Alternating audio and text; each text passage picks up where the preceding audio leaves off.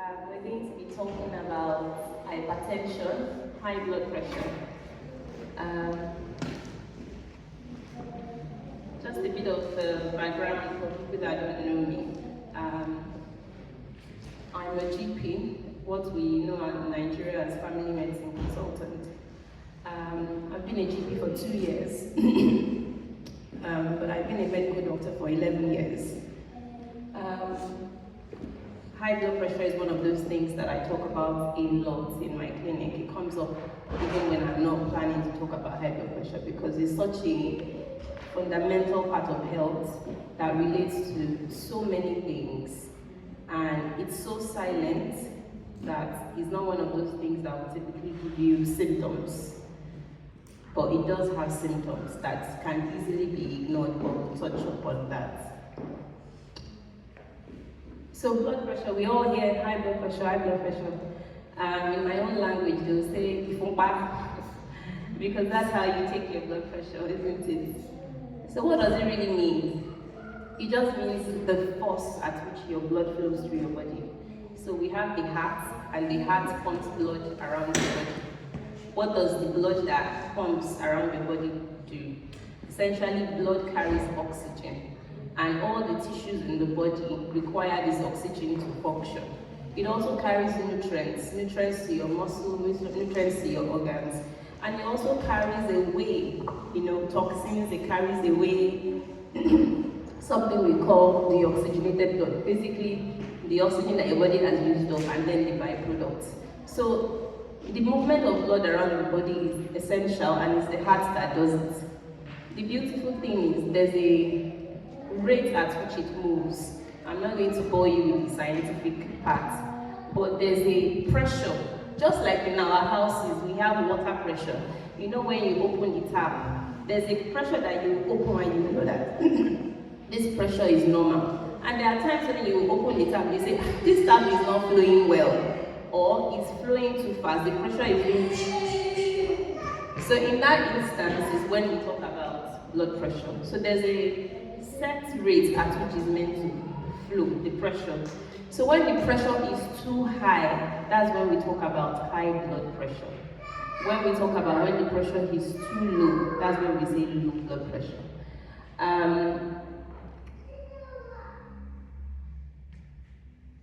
I said there that you can feel fine and still be at risk.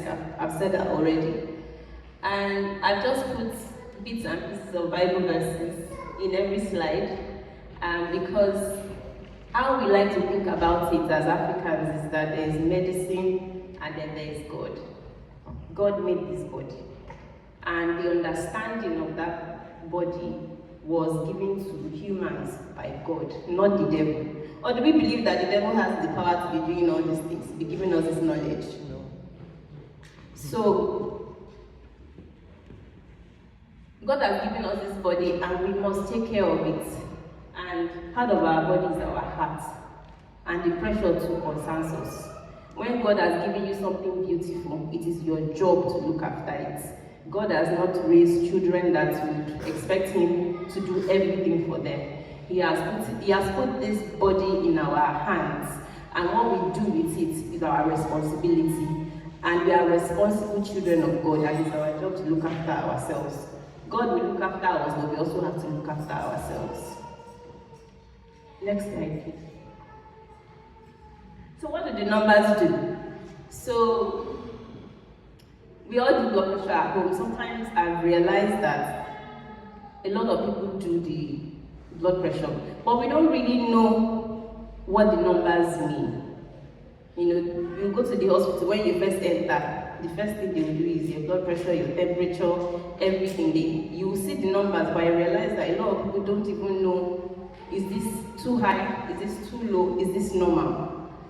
So, normal blood pressure is less than 135/85. I didn't put too much information there because it also varies for some people. For some people who will say normal for them is less than 130/80. And especially the most common ones is people that have diabetes, and sometimes in people that have kidney issues.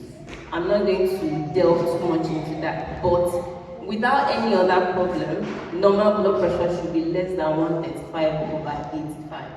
We start talking about high blood pressure when the number, the top one, is 140, greater than 140 over 90. And if you ever do your blood pressure at home for any reason or anywhere, and you see number, the top one is 180 and the bottom one is 120, between you and I, you should be going straight to A&E. Okay? Even if you feel fine, even if you feel like this is the best day of my life, I feel wonderful, please proceed to A&E. Okay? And when you get there, the doctors there will know what to do next. We'll get to the point where I will explain why that is a problem.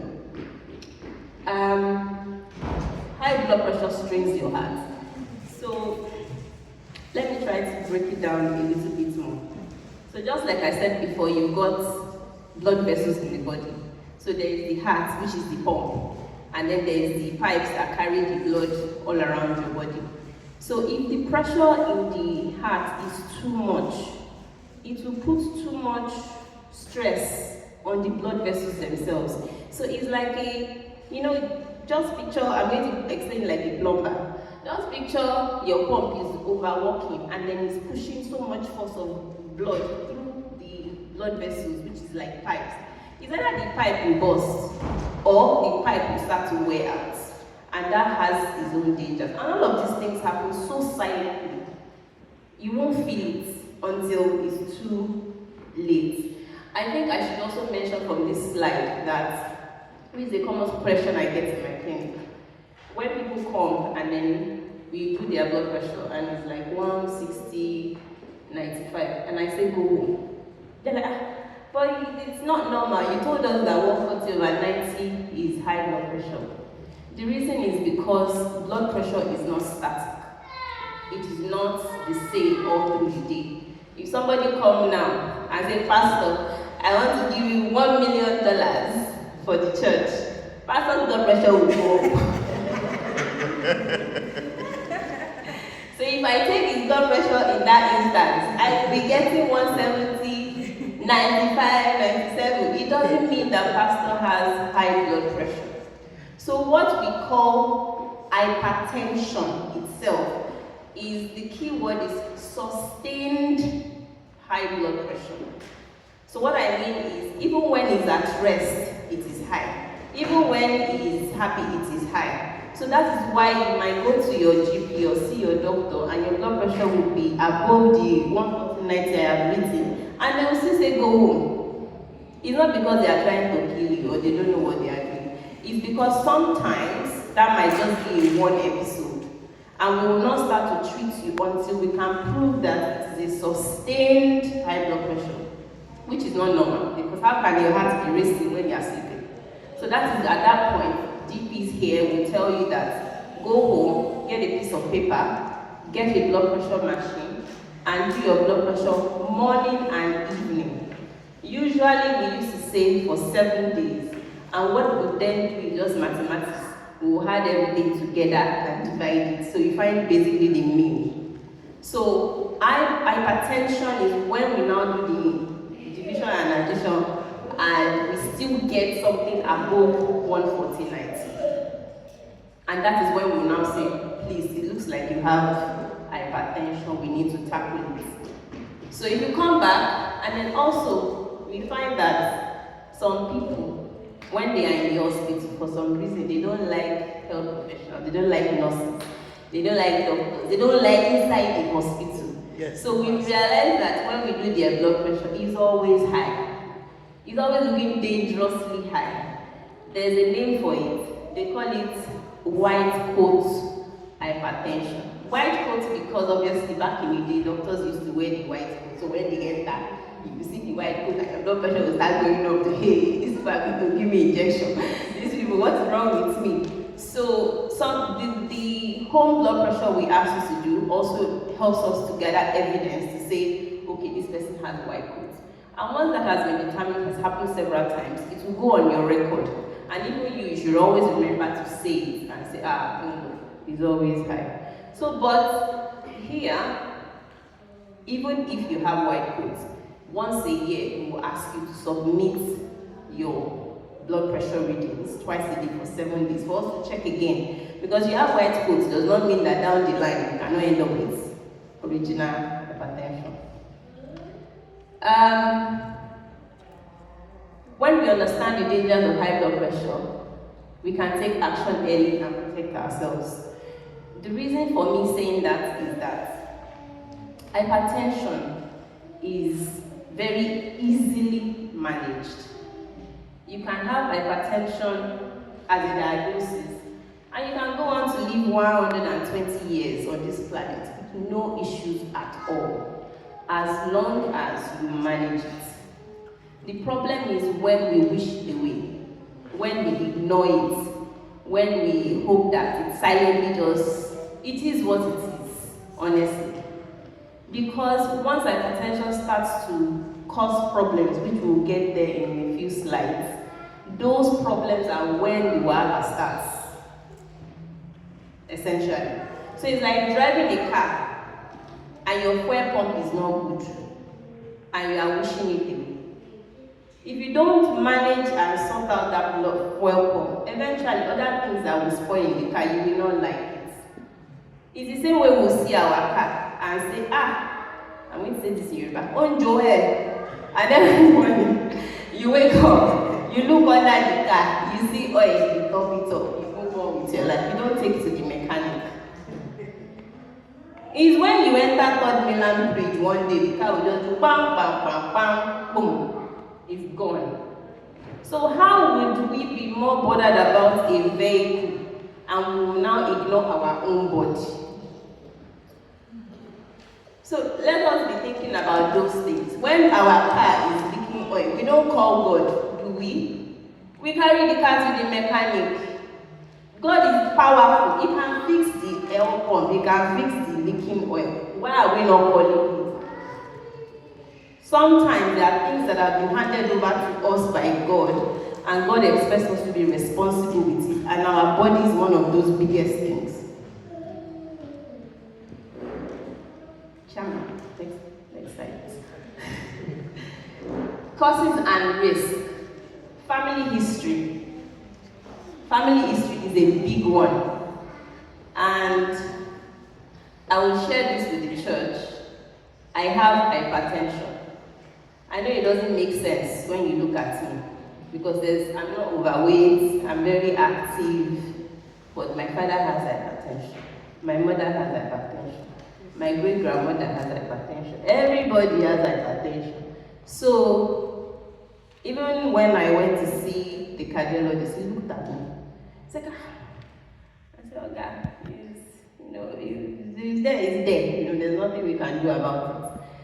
So family history is a huge one. You can eat right, exercise right, do everything right, and you will still have hypertension. Same with diabetes. But you can then manage it properly. So it's like, how do I put this? It's like someone that knows that they have an issue, but then they are compounding it. So having it is not a death sentence, essentially, but try not to compound it. So a lot of us, especially Afro-Caribbean people, we have that family history, which is why we always say that. We used to say when you are above 40, go and do your health check. That is changing now. When you are above 35, go and do your health check. Because most likely, and it makes sense, I'm going to use car as an example again. When you buy a brand new car, everything works well. The tire is firing, the engine is firing, everything is doing well. But if you drive that car for 10 years and you accumulate 100,000 miles on it, will it still drive the same? So why do we think our bodies are different? So you've been 16, you've been running, jumping, and then when you're 25, it starts to slow down. Everything starts to age. We see the hair going grey, but we don't see the inside going grey. So when you reach a certain age, it's not a cause. It's just because your body has mileage. And at this point, your servicing should be more regular. If you can carry your car for MOT, why are you not carrying your body for MOT? Why? The body that does the most work for you, that serves you the most. Why are we ignoring our bodies? I don't like doctors. I don't like going to the hospital. But you will remember to do MOT on your car. Every year without fail. Is your car more important than your body?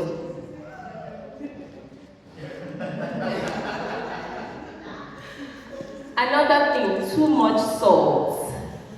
You know, there's always this thing that we say, when you go food is bland. African food is always yummy, well spiced. I agree, it's yummy. You know, I can't do Igbo food that. But the problem with all these our Maggi and salt, I'll tell you, salt, if it's too much, if it's too little, is bad as well. I'll tell you that. Salt is essential in the body, but just like everything else in this life, too little of something is bad, too much of something is bad. If you drink too much water, there will be problem. If you drink too little of water, there will be problem. So with salt as well, there has to be a balance. If you have too much salt in the body, what happens is salt likes to pull water.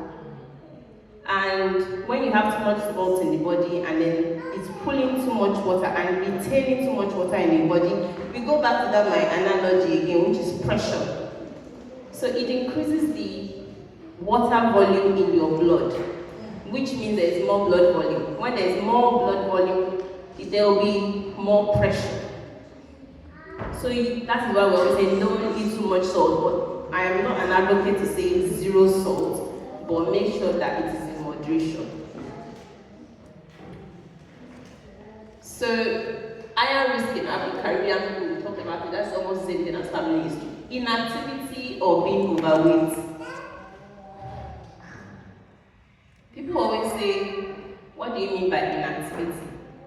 It's not just going to work and coming back, because myself, I've sat down and thought about it. Sometimes I go to work and I used to wear this watch that counts your steps, and some days I'll come back home and I've only done 500 steps. Because I tell you what I do. You come out from your house, the car is not parked too far away from the door. You enter, you've done like 100 steps. I go into the office. Sometimes I get lazy, so I just press the button and the thing will display on the board and then the patient will enter. I'll stand up small for my chair. By the end of the day, I've barely done 1,000 steps. And if I keep that up, that's not good enough. How does exercise affect blood pressure? When you are moving, it helps to increase the activity of the heart. The more your heart is active, I know you are thinking active will not bring the blood pressure high. No, there's a steady rate that it needs to go. There's a rate at which it maintains. If it's too sedentary as well, it is like a muscle that you don't exercise. I don't know whether you have ever seen where they say if someone doesn't walk for a long time, their legs, the muscles in their legs will start to weaken. It's the same concept. Okay? So activity is essential. Being overweight, well, is relative. You can be overweight and still have good blood pressure, as long as you are maintaining good level of activity. Okay?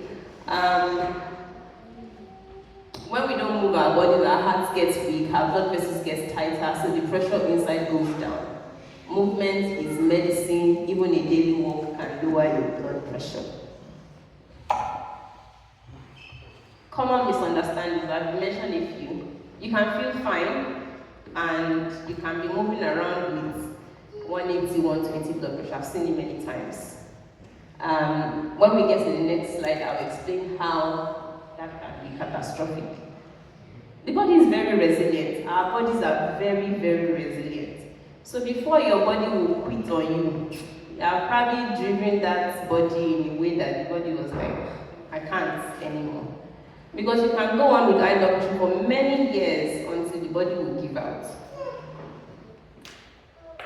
And just like I said before, even when I was young, I used to think, high blood pressure. I think about somebody in their 80s or somebody in their 70s. That's not the case. You can be 19 years old and have high blood pressure. I've seen many cases like that. And those are the ones that are usually due to family risk.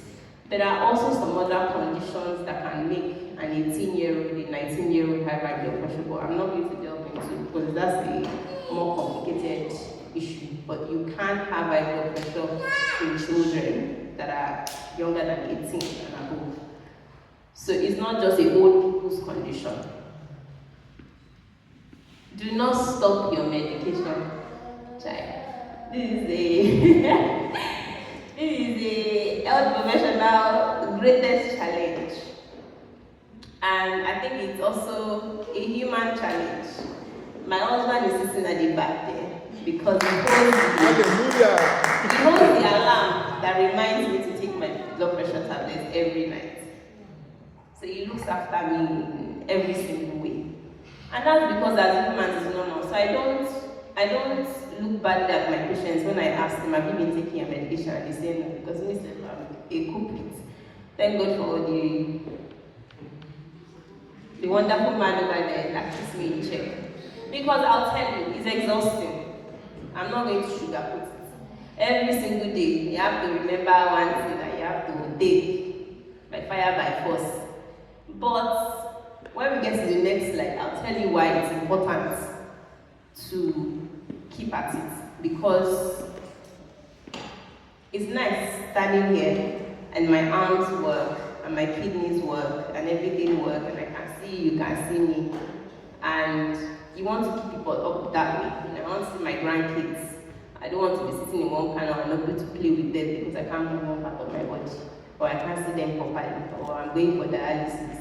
So we'll talk about that on the next slide. Do not stop taking your medication under any circumstance.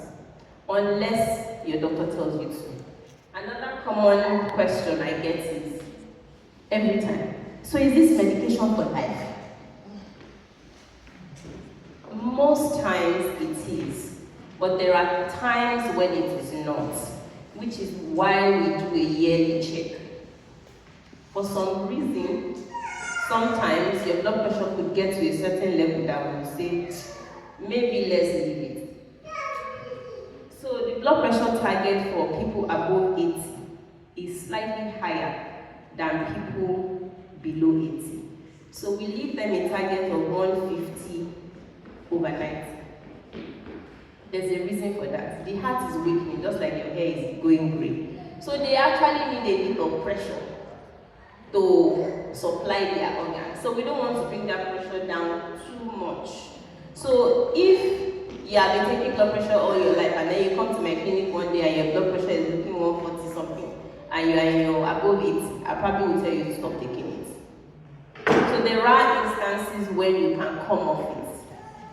And then there are other things that can happen as you go along the line, complications and different issues that might cause us to say, you know what, maybe it's blood pressure tablet, just sleep. But the key message is do not do it without medical guidance. Because everything you get why.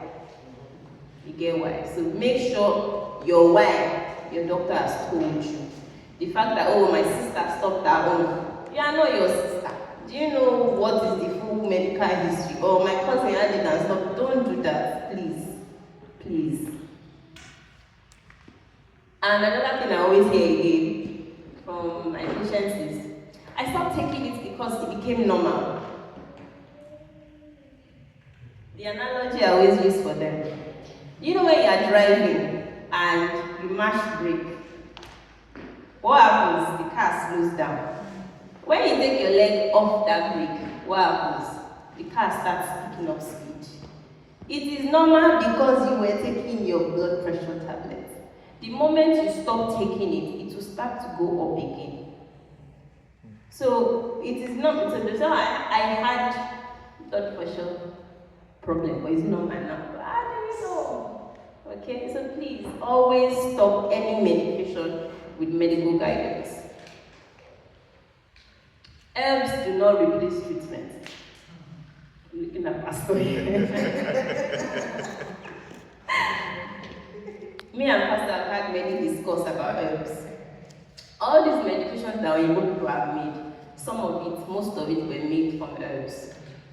But the reason why we always say herbs don't replace medication is because just like everything that we have. Just the same way these people have come, they've carried rubber, they've processed it, they've made slippers, they've made tire, they've removed the impurities.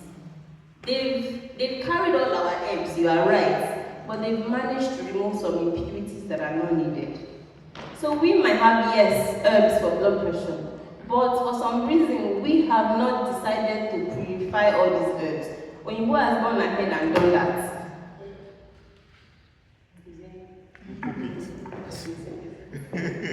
In the same way with crude oil. We have crude oil, yes, they carry it from the ground. There's petrol inside, there's kerosene inside. You want to pour it inside your car because there's petrol inside. How about the other things that you don't need that is inside? How do you measure it? There's no measurement. They will say, I drink in the morning, drink in the afternoon. Oyinbo has gone ahead and done 10 milligrams of amlodipine. They've measured it, they've done research with thousands of people. They've given somebody 5, they've given somebody 10 to see what the number is measured. So I'm not saying our herbs don't work, but for some reason we have been left behind because we have refused to improve them. There is no measurement. And even any medication that you are giving, you too, you know, if you take too much, it can cause you problem. So if you go and carry one bottle of herb, yes, that works for hypertension, but the baba that gave you and the elderly people that gave you, they don't know the measurement, they don't know what is too much and too little. So let's be cautious with that. I don't think it replaces the medication, and we have to be cautious on how we use them. So I'm not saying that they are not good. I'm just saying we don't have measurements, and it's not well researched. Next slide, please.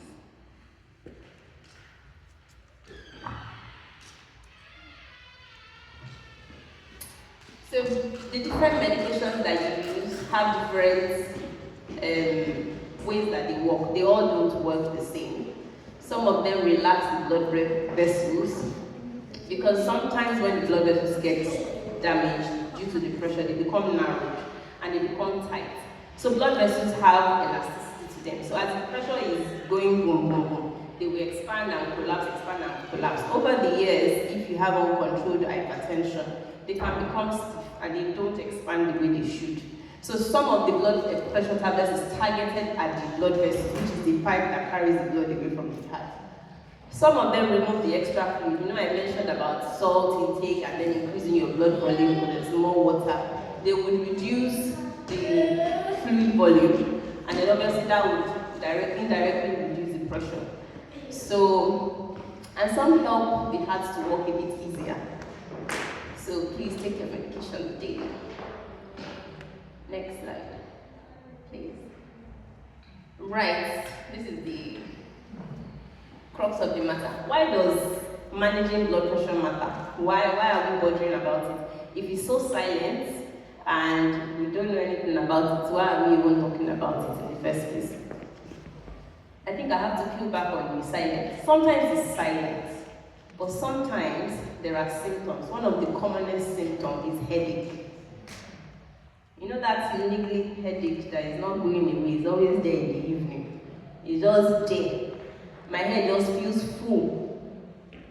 I always say that if you're above 35, please have a blood pressure machine at home. When you have headache anytime, first thing you check is your blood pressure. Just make it an habit.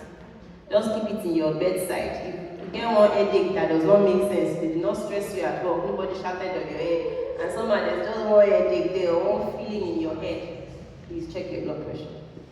Another feeling that people also get is there's a general sense of unwellness. It's not fever. It's not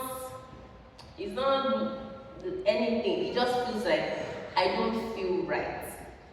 And people ignore that as well. If you get that feeling as well, check your blood pressure.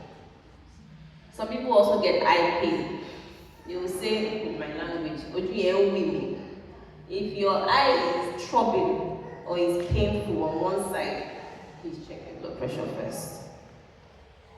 So moving on, so why does blood pressure matter? Like I said, you can go all your life with blood pressure when it's well managed. And there will be no problem. Nobody else will be the wiser that you have high blood pressure. I can live on to 200 years. So stroke, as I've said before, the heart pumps blood around the body. So how does stroke happen from high blood pressure, uncontrolled high blood pressure? It happens in two ways. It's either that the blood pressure is so high, it's pumping through those vessels, boom, boom, boom, boom. When the pressure of anything is high, what will happen? It will burst. And that's when we talk about brain bleed. And it's one of the commonest causes of death in Nigeria. You will hear, and the person was fine this morning. You even greeted us this morning. But then when he just got to the office, or when he sat in his car, he just suddenly shouted. And then 30 minutes later, he died. But obviously, people in my village will say, offer. Or is the person in there, they are dragging compound. I just looked at him in the morning. Perhaps, maybe, I'm not disputing that, but it's half an hour. It could be that, it could also be high blood pressure. Another way it happens is when the blood vessels are getting damaged over time with the pressure, what happens is the damaged areas in the blood vessels is another topic. I told Pastor that there's this thing is wide, and I want to is those damaged areas, there's something that we call cholesterol. After some time, the damaged areas in the blood vessels, because the smoothness of those blood vessels has been damaged with all this rough pressure that is going on, it will now start to trap cholesterol. So, you know how we always say don't pour oil inside the sink, that after some time it will block the sink. So picture the cholesterol like that. Over time, which all of these things happen over years. That is why it's so silent, so quiet, and then the consequence is so sudden. So that pipe that has spoiled over the years because of uncontrolled hypertension, the cholesterol will be coating it. So imagine a circle, and that circle is reducing in circumference, in space. It's getting narrowed and narrowed and narrowed, which means the blood that is going through is reducing and reducing. So what happens is, if that happens in your brain, if it is that is happening more around your brain, what will happen is that it will get to a point that one day it will just suddenly block off. You don't people know, you are just going about your day. And when that happens, that part of the brain that blood vessel supplies, because the brain is very sensitive, it's a posh baby, it likes its oxygen steady. So if that part of the brain does not get blood, that's when we talk about stroke. That is the one we call ischemic stroke. And the brain is not forgiving. Once you don't give it what you want, after 3 to 5 minutes, that part of that brain is lost forever. And that is why stroke presents in different ways in different people. Because it depends on the part of the brain that has been affected that will show you the symptom the person has. So I think I'll use that to touch on the mnemonic that we always say, fast symptoms. So if you suddenly notice at home at any point in time that anybody that is with you, one side of their face looks like is sloping down. So one side of the cheek is coming down, or they are saying I'm getting a sensation in the side of my face, or something doesn't feel right on one side of my face, please call 999. The reason why it is always one side is because the brain is in half. So the brain is not just one full size like that, left and right. And the way God has designed us, God is just a master designer. One side of the brain controls one side of the body. So it's very unlikely that stroke, one blood vessel that is supplying this, not supplying it to, is always one side at a time. Okay? So there's also something called transient ischemic stroke. Transient, just like, it's not permanent. It's like pre-stroke. So it's one of the ways, when you are driving your car, you have dashboard signs. You say check engine. That TIA, transient ischemic, is like check engine sign. At that point, that blood vessel has not blocked fully, but it has blocked small. So your brain is telling you that check engine, something wants to block. get those symptoms and then they will improve in less than 1 hour. That is not a sign to sit at home. That is God giving you a second chance. So you don't sit at home and say, well, I've prayed about it, it has improved now, I'm going to go on with my life. God is probably looking at you like, my son, yes, I've saved you, but please, can you find the hospital? Because that is God, because some people don't get that. Some people is straight onto a full stroke. So if you get that, please get to the hospital. We're in a country where everything happens really fast. They are very good. Once they do this, they will do their scans. And what the scan does is they inject a dye and it lights up the blood vessels in your brain. And it tells them which one is blocked. And then they can unblock it. And then you can go on live another 50 years. So please don't take chances. Another symptom is speech. If you suddenly see someone sitting down and then someone that's speaking normally and then they start slurring their speech. We've seen it on national telly in Nigeria many times. The person will be talking and then they'll go, that's a stroke. Okay? It can happen also partially and then improve. If that happens, please get that person checked. Another one is weakness on one side of the body. Suddenly you can't move your hand, you can't move your leg. If that also happens, hospital straight. So those are like stroke symptoms that we should look out for. Heart attack. Same concept. If blood is not getting to the heart properly, it can lead to what we call heart attack. So basically, the blood vessels are blocked up, and obviously, the heart also is not forgiving. Sometimes this could lead to straight death, and sometimes this can lead to something we call heart failure, which means some parts of the heart that is meant to be working properly will not be working properly. And that's when people end up with swelling in their legs, swelling in their face, and all those things. And all these things reduce the quality of life significantly. So all the things you would normally be able to do, small waka from year to year, you'll be breathing heavy, you'll be tired all the time, and you can't even do activities that you normally enjoy. And obviously they will give you more tablets because those tablets also will have to keep maintaining what has been lost that the heart can normally do itself. Kidney problems.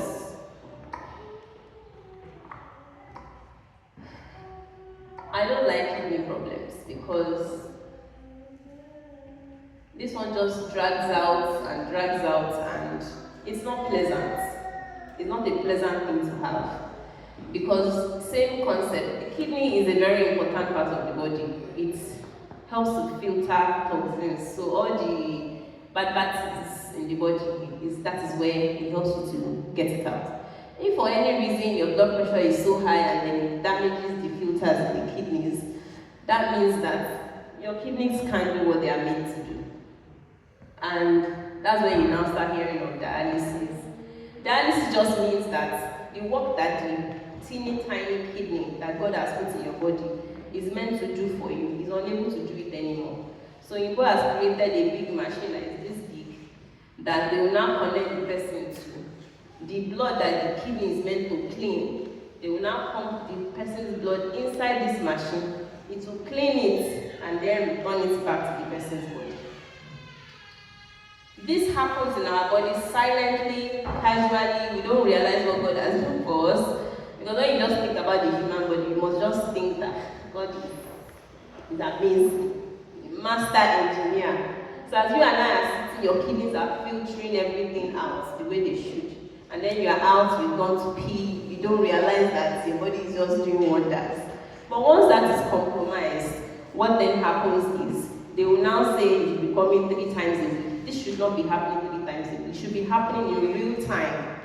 So already the quality of life of that person has reduced because the person is keeping thousands in for scheduled cleaning.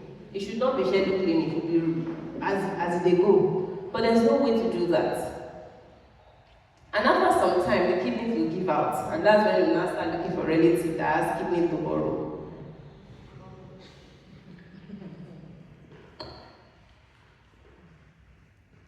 Vision loss. This also happens very silently. Very silently. You're not going to Specsavers every year, upgrading glasses, when the background issue that should have been sorted has not been sorted. So these same blood vessels as well in the eyes. You don't be getting blurry eye, everywhere just the blur. You don't know everywhere just the blur.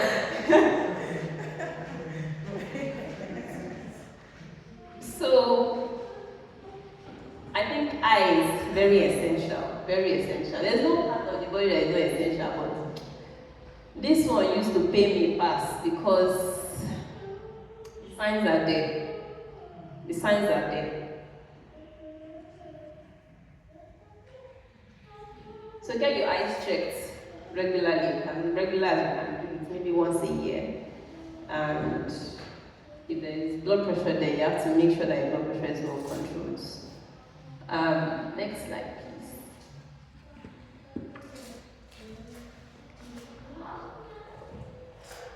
Finally, it's always important to know what your numbers are. What is my blood pressure? The best place I always tell patients to do their blood pressure is in their own house. There is no reason why anybody over the age of 35 does not own a blood pressure machine. As we are buying shoe, as we are buying bag, please buy a blood pressure machine. Just have it in the house somewhere. It's essential. It's the way we have thermometer for children. You know, when you have a baby, you go and buy a thermometer and you checking what's the temperature today. Blood pressure machine, essential. You don't have to do it every day. Once a month is okay. Just know what your blood pressure is, at least once a month. If it seems above the target that we talked about, do the twice a day for 7 days, hand it to your GP, let them have a look, let them tell you what is going on. Protect your heart. God has given us this wonderful body, wonderful organ, the master engine that is supplying everywhere. Let's look after it. You know, we cannot be looking after our vehicles, our cars better than our body. We cannot be looking after our house better than our body. We don't rely on God to come and be looking after these things for. So why are we just pushing that one in his hand? This one is God's business. He has handed you the body. It's not you and him that you are using it. So why are you waiting for him to come and be doing everything for you? You don't do that with your car. You don't do that with your house.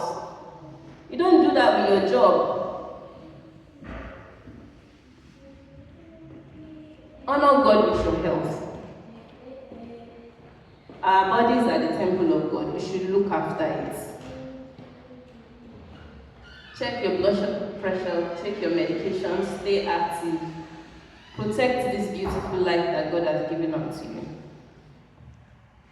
May God always protect us all. Amen.